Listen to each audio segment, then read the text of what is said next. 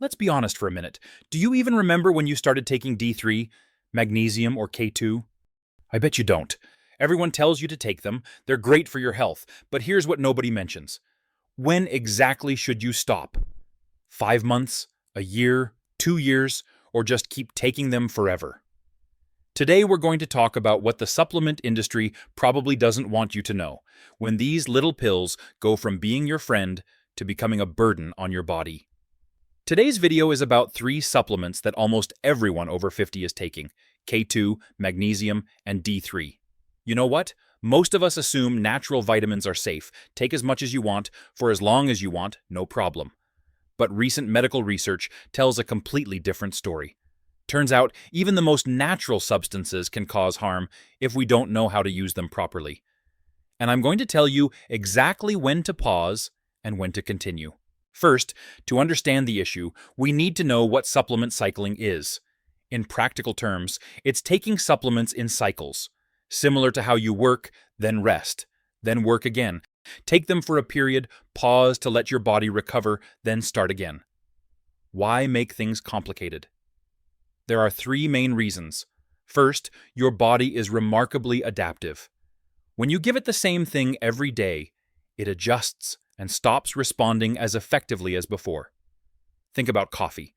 Initially, 1 cup keeps you alert all day, but eventually 3 cups and you're still drowsy. Second, certain supplements interfere with your hormones, like testosterone or melatonin. Take them continuously, and your body forgets how to produce them naturally. Third, it helps avoid uncomfortable side effects.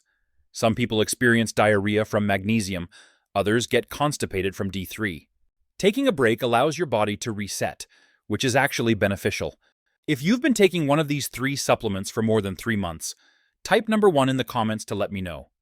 Now, let's start with the vitamin that few people know about but is incredibly important for your cardiovascular health: K2. K2 is like the traffic officer in your body.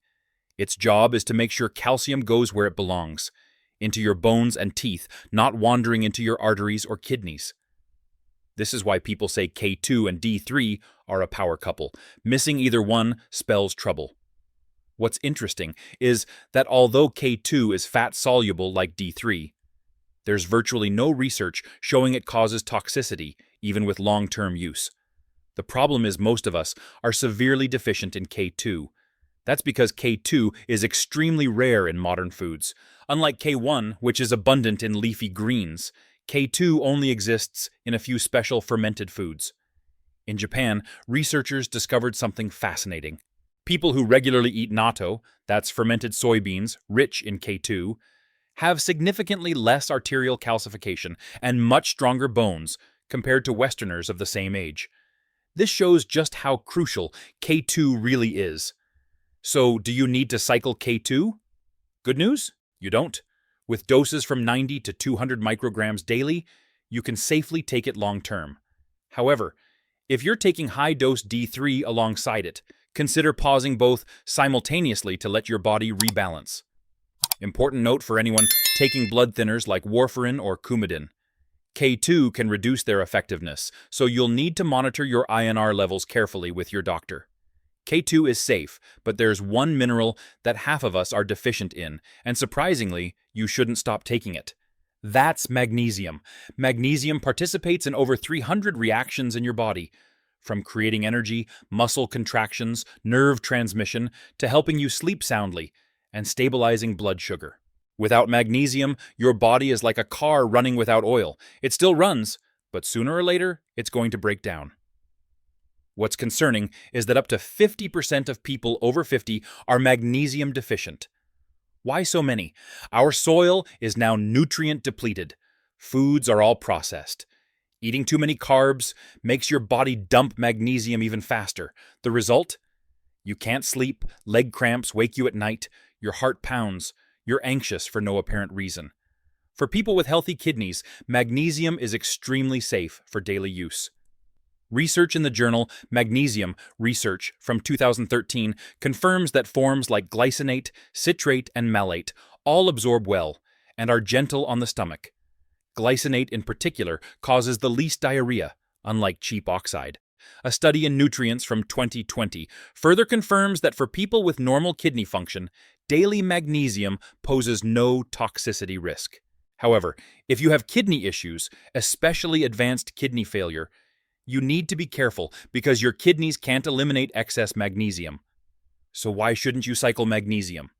The reason is straightforward. First, unlike fat-soluble vitamins like D3, magnesium is water-soluble. Any excess gets flushed out through your urine daily. Second, since most of us are severely deficient in magnesium from our daily diet, stopping supplementation only makes things worse. Many people have learned this lesson the hard way. Just 3 days after stopping magnesium, they find themselves tossing and turning, unable to sleep like before. After a week, cramps and crushing fatigue start creeping back. And when they've stopped for 2 weeks, anxiety episodes and racing heartbeats make them realize their body truly needs magnesium to function normally. Instead of cycling, adjust your dosage to personal needs. If you eat plenty of dark leafy greens, avocados, nuts, and limit carbohydrates, 200 milligrams daily might suffice. But for most people, 300 to 400 milligrams daily is necessary, especially when stressed, exercising heavily, or having sleep issues. Magnesium and K2 are relatively straightforward, but vitamin D3 is a completely different story. If you're still watching at this point, comment number 2 to let me know this information is helpful. Honestly, every comment from you is huge motivation for me to keep sharing. And now, let's explore the truth about D3, the vitamin that many people are unknowingly overdosing on without realizing it. Vitamin D3 isn't your ordinary vitamin. It functions like a hormone in your body, influencing thousands of genes and biological processes. From regulating your immune system, maintaining strong bones, supporting cardiovascular function, to balancing mood. Research even shows D3 can help reduce the risk of certain cancers. But here's what most people don't know. D3 is fat-soluble, meaning it gets stored in your fat tissue and liver. Unlike vitamin C, which gets flushed out through urine daily, D3 can remain in your body for weeks, even months. You don't need to take it every day, especially if your vitamin D blood levels are already optimal, or you regularly get sun exposure. An important study from the American Journal of Clinical Nutrition discovered something remarkable.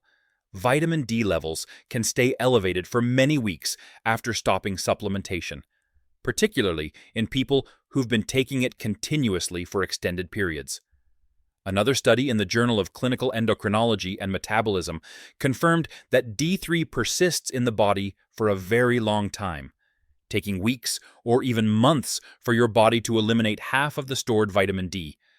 This is exactly why cycling D3 can be a smart strategy, especially if you're taking high doses like 5,000 IU or more daily, or if you're fortunate enough to live somewhere sunny and regularly expose your skin to sunlight for 15 to 30 minutes at midday. So when should you cycle and how? If blood tests show your 25-hydroxy vitamin D level consistently above 50 nanograms per milliliter, it's time to adjust. You can pause supplementation for 2 to 4 weeks, especially when your levels are much higher than optimal. Or switch to a lower maintenance dose, around 1,000 to 2,000 IU instead of 5,000 IU. Another approach is taking it every other day. Research by Dr. Reinhold Vieth in 2001 proved this method still maintains healthy vitamin D levels without daily dosing. What's important to remember is that everyone's vitamin D needs vary dramatically. People with darker skin need more than those with fair skin. People living at high latitudes with less sunlight need more than those in tropical regions. Winter demands higher doses than summer, and older adults absorb less efficiently than younger people. So how do you know your body is crying out? There are 5 warning signs that most people ignore. You might be thinking right now, I feel fine. Why not just keep taking it? I completely understand that thinking, because when everything seems okay, why change, right? But this is exactly what's dangerous about supplement overload. It doesn't hit you like a tidal wave, but creeps in slowly through subtle signs, similar to fatigue from aging or life stress, making you miss that it's actually from those pills you take every day. The first sign that's often overlooked is a strange fatigue.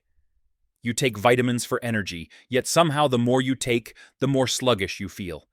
It's easy to think, well, I've been working hard or it's just age catching up, but no, your liver might be crying for help from processing too many supplements every day.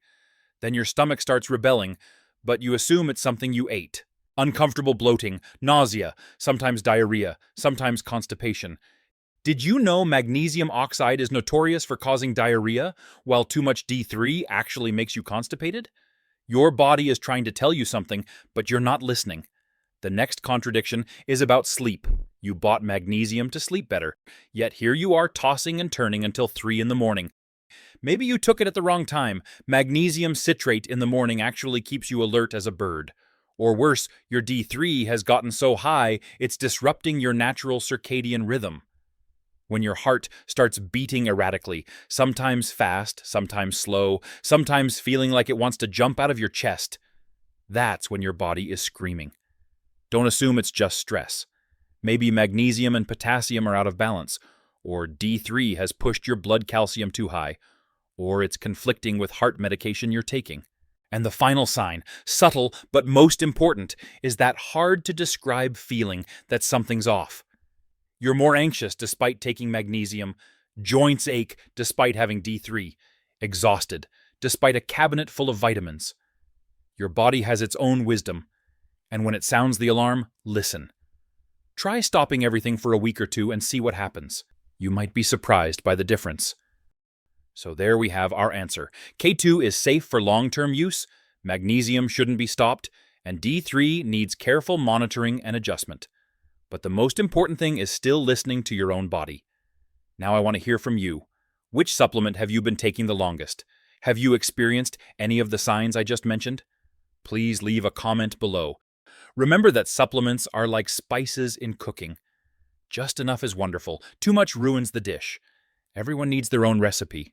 If this video was helpful, please like and subscribe to the channel. Don't forget to ring the notification bell so you don't miss important health videos we share daily. And especially in the description below, we've prepared a list of extremely important videos about how to use vitamin D3, K2, and magnesium safely and most effectively. Watch them now for a complete picture of proper supplementation. Thank you for watching, and I'll see you in the next video.